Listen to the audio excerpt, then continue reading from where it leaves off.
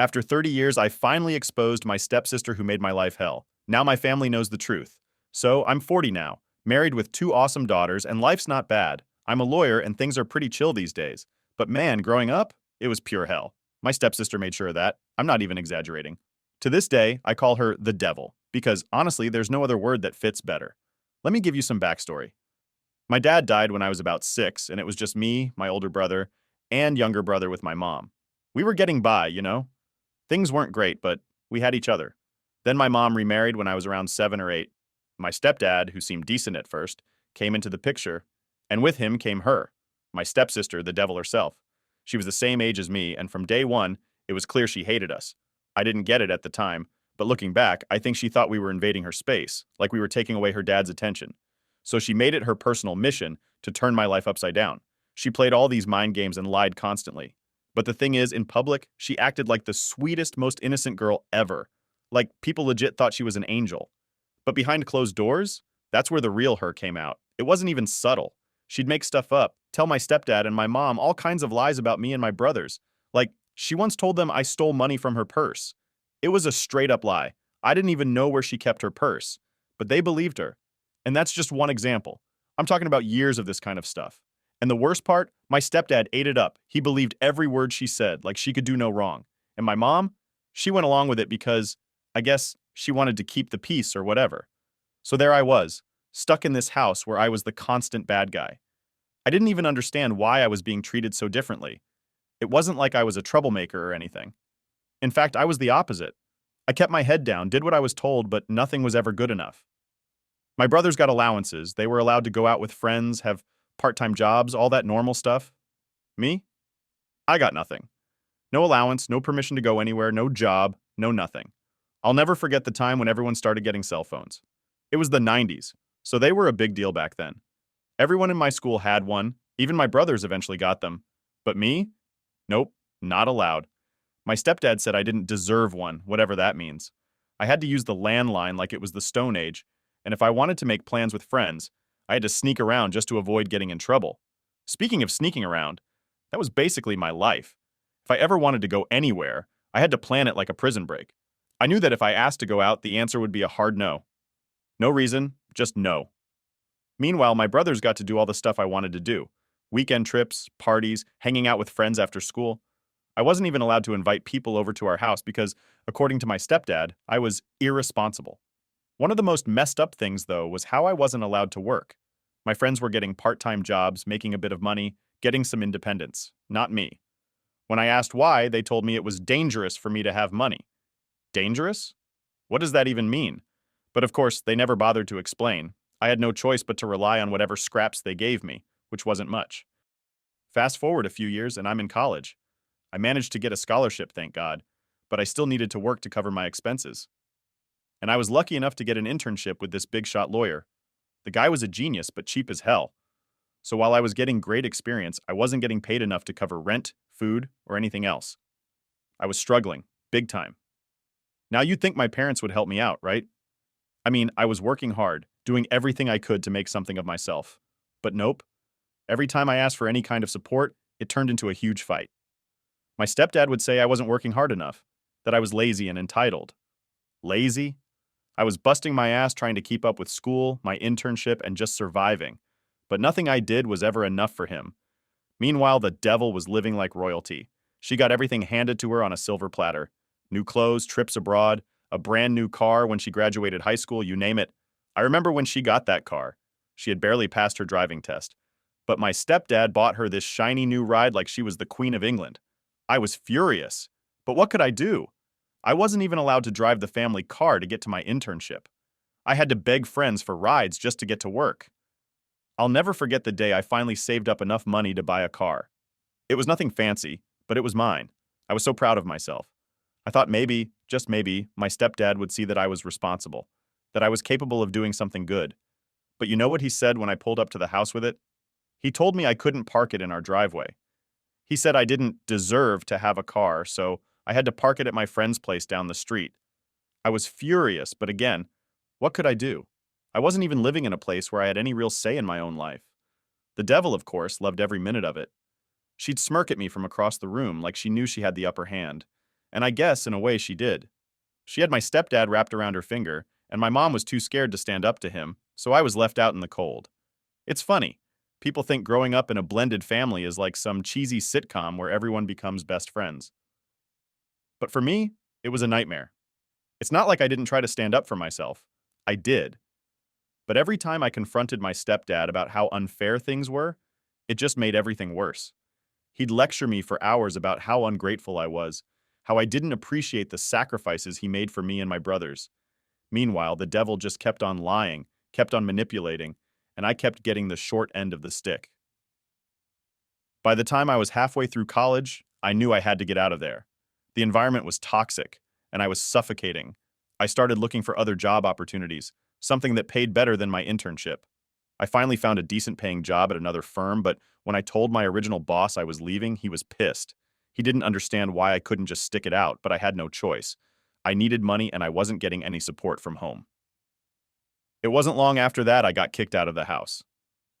My stepdad told me I wasn't welcome there anymore, so I packed up my stuff and left.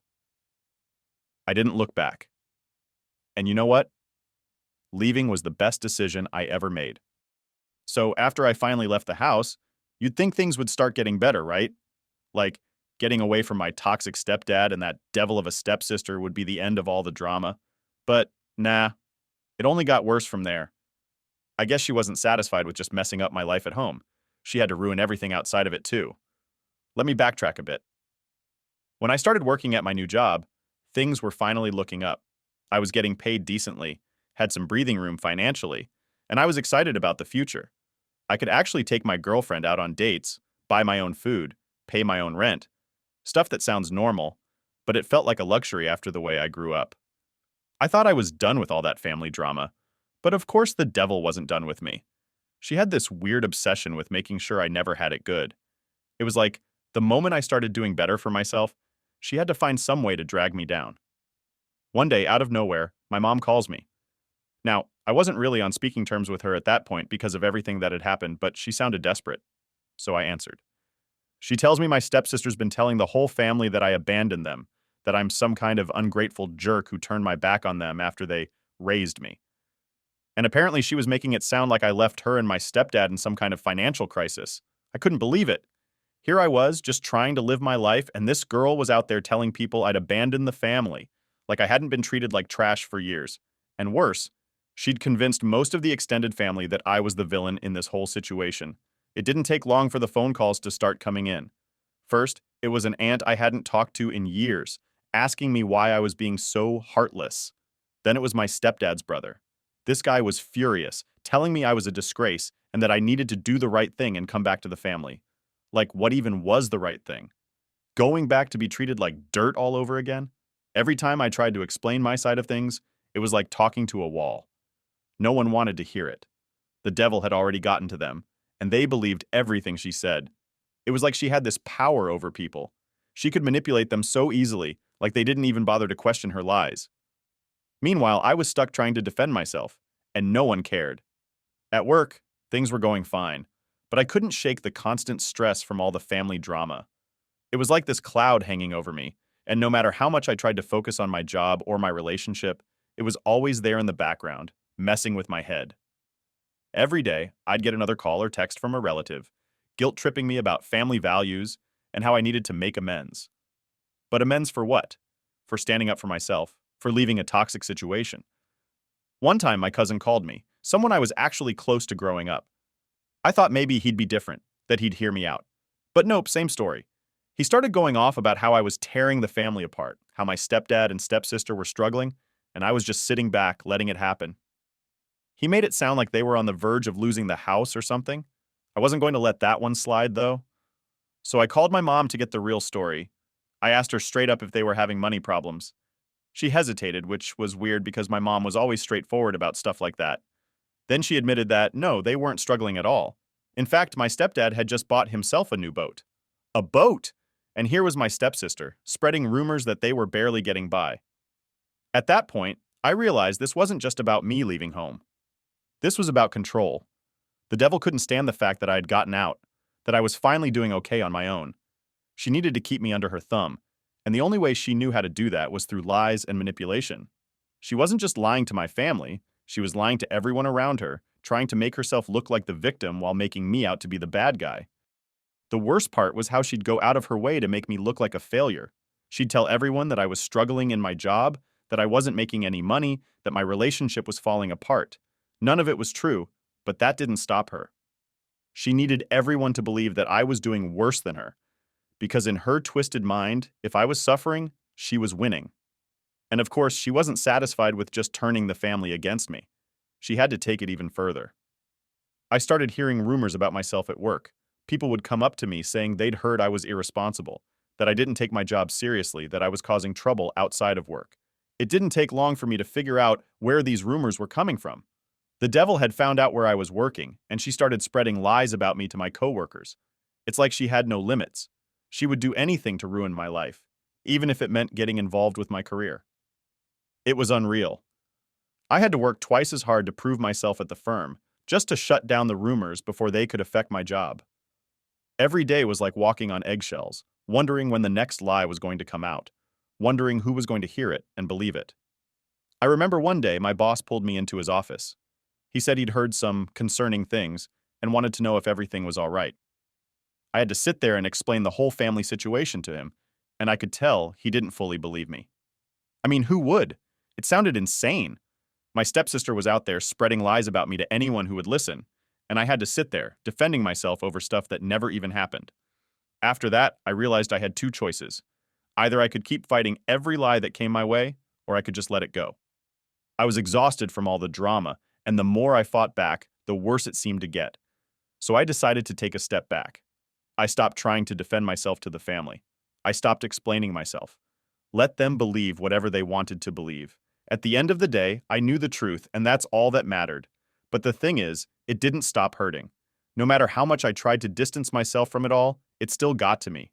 The constant lies, the feeling of being the black sheep, the outsider in my own family, it ate away at me. I'd built this whole life for myself outside of that toxic house, but the devil still had her claws in me, even from a distance.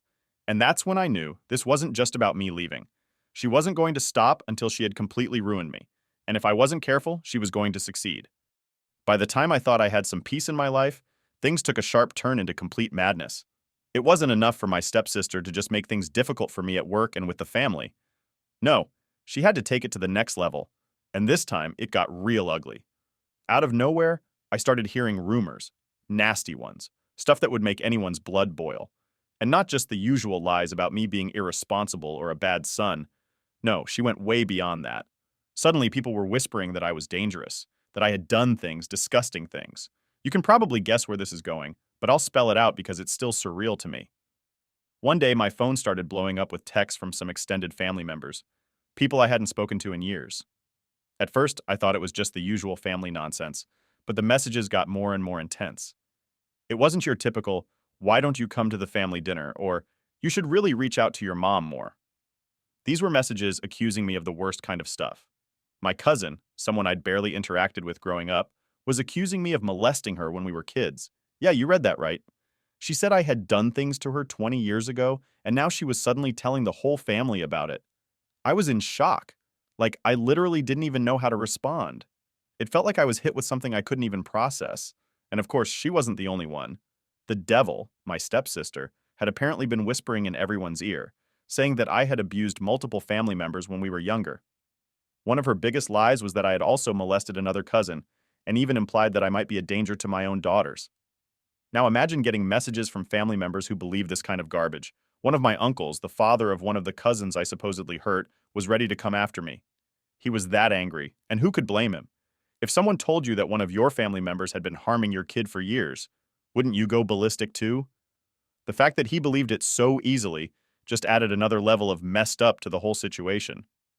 I knew deep down, this was all her doing, my stepsister's twisted way of trying to destroy me. But how do you even begin to defend yourself from something so outrageous? It wasn't like I could just show up and say, "Hey, by the way, all of this is made up." No one wants to hear that. Once the lie's out there, it's like a stain that never really goes away. At first, I tried to ignore it. Maybe if I just stayed quiet, the lies would blow over. But I was wrong. Things escalated quickly. Some relatives cut off all contact with me. People I thought were my friends growing up now treated me like I was some kind of monster. I was being cast out of the family even more than I already was. I couldn't take it anymore. I knew I had to do something, or this was going to eat me alive. So I did the only thing I could think of. I went to my parents' house. I didn't plan to confront them at first, but I knew I needed to get in front of this disaster before it completely destroyed me. I showed up at their place, and I could tell my mom was surprised to see me. We hadn't exactly been on great terms since I moved out, but I didn't care about any of that at the moment. I just needed to set the record straight. I needed them to hear the truth from me before my stepsister's lies poisoned them any further. I sat them down, and it felt like my entire body was shaking. I'm not someone who gets nervous easily, but this was different. I was about to unload some of the most personal stuff from my life, stuff I wasn't even sure I'd ever want to say out loud, but I had no choice.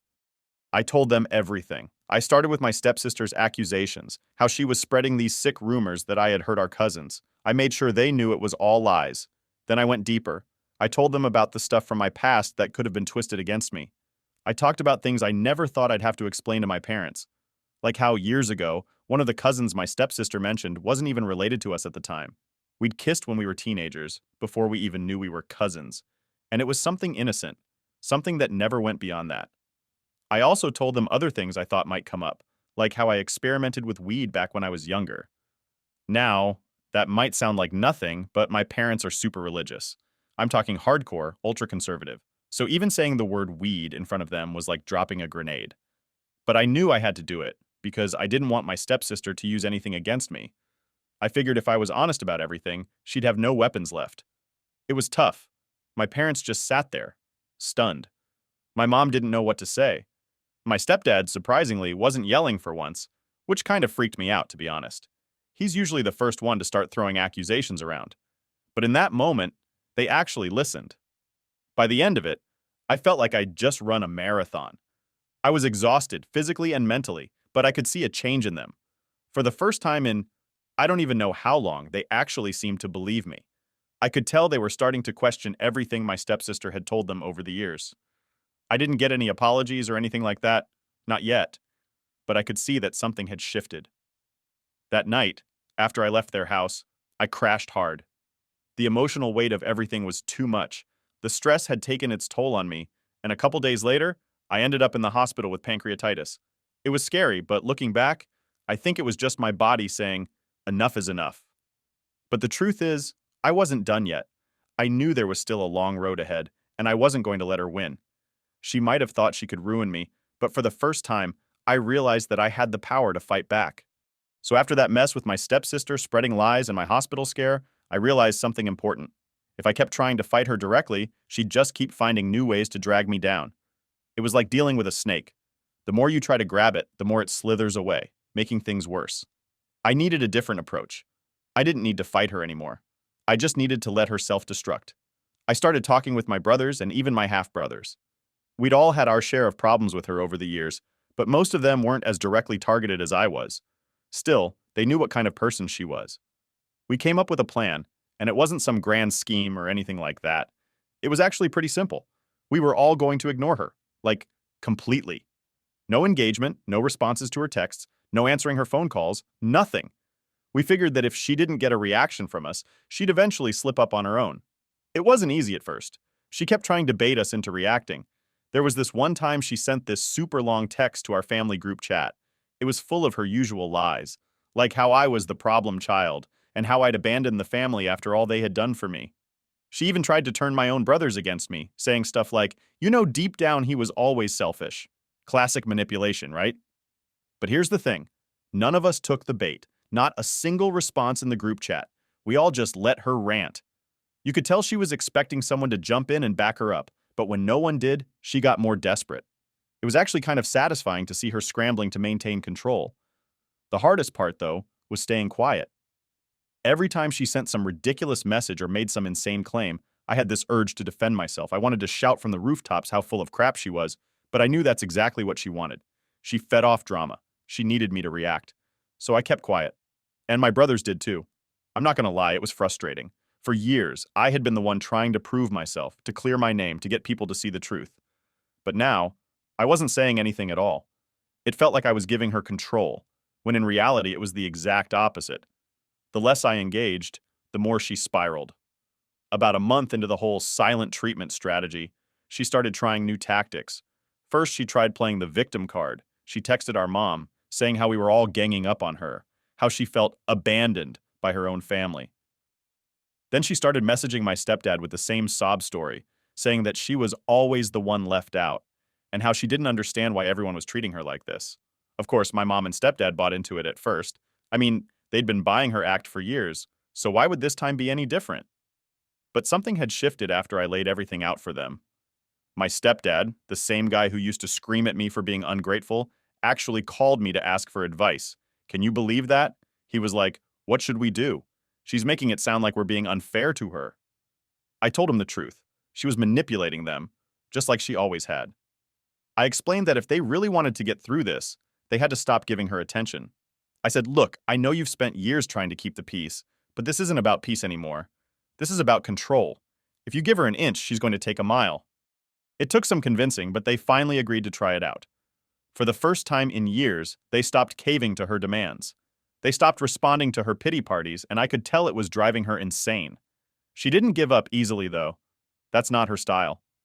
She tried escalating things even more. One day, out of nowhere, she sent this long emotional email to my wife, like full of fake concern and dramatic language.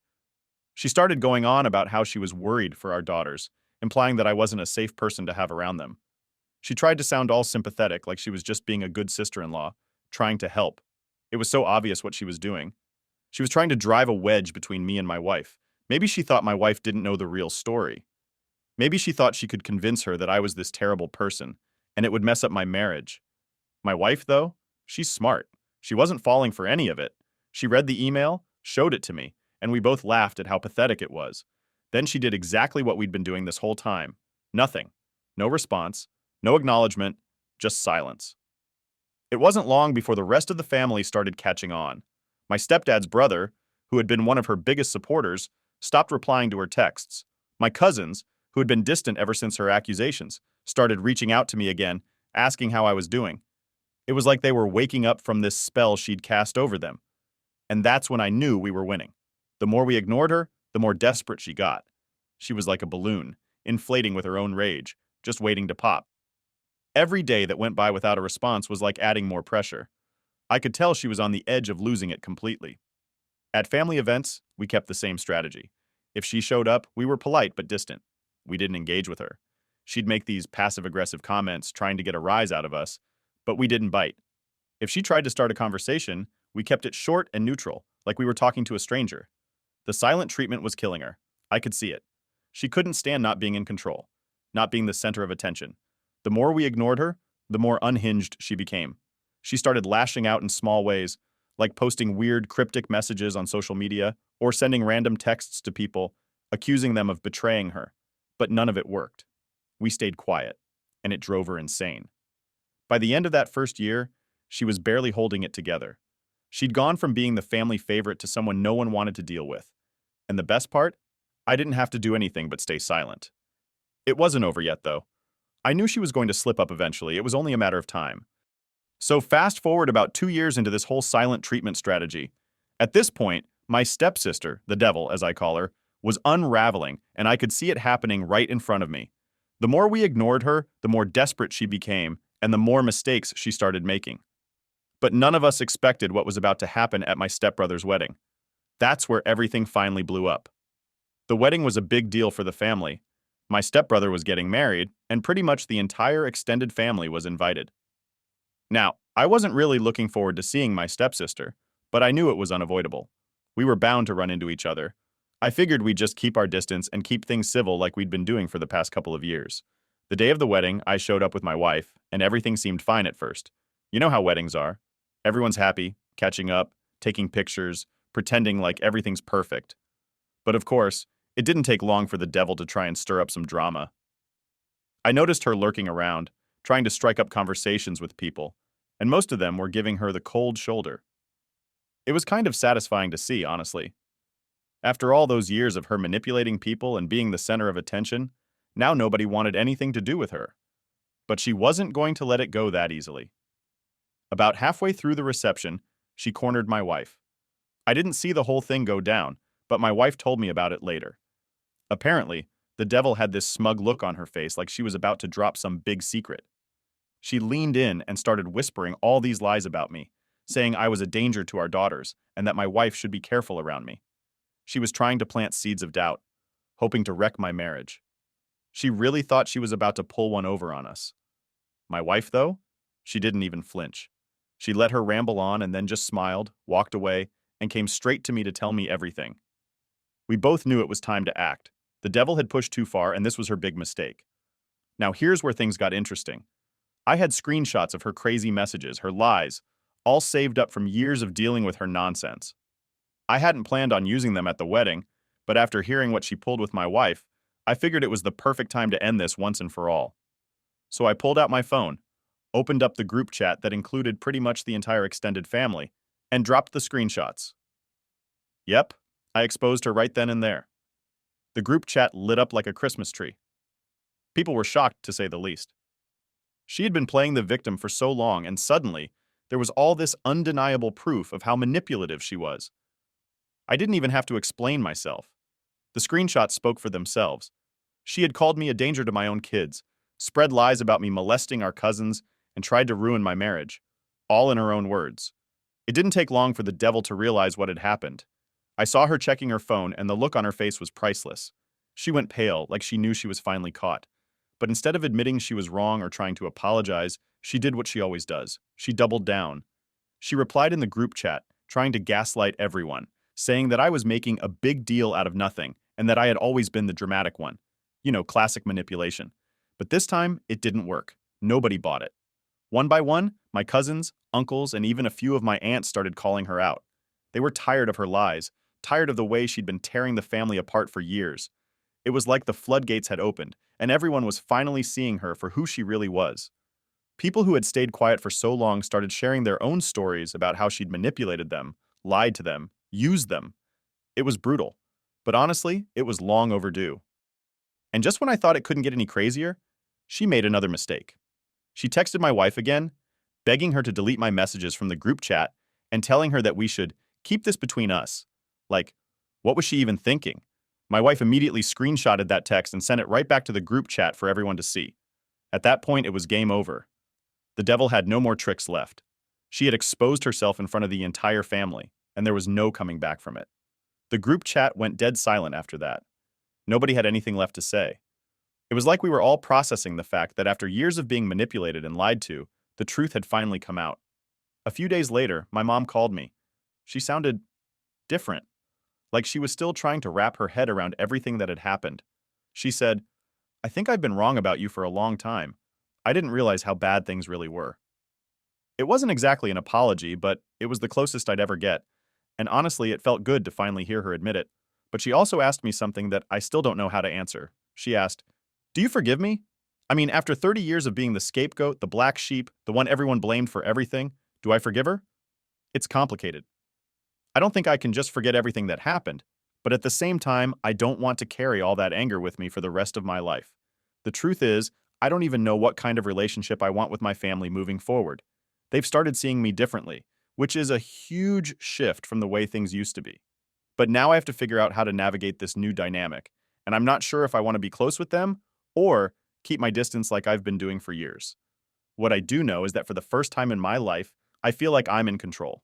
I'm not living in the shadow of my stepsister's lies anymore, and it's a huge relief. It almost cost me everything: my career, my family, my health. But it was worth it to finally expose her for who she really is. So yeah, that's where things stand now. I'm still figuring out the whole family thing, but at least I don't have to deal with the devil anymore. And for the first time, I actually feel free.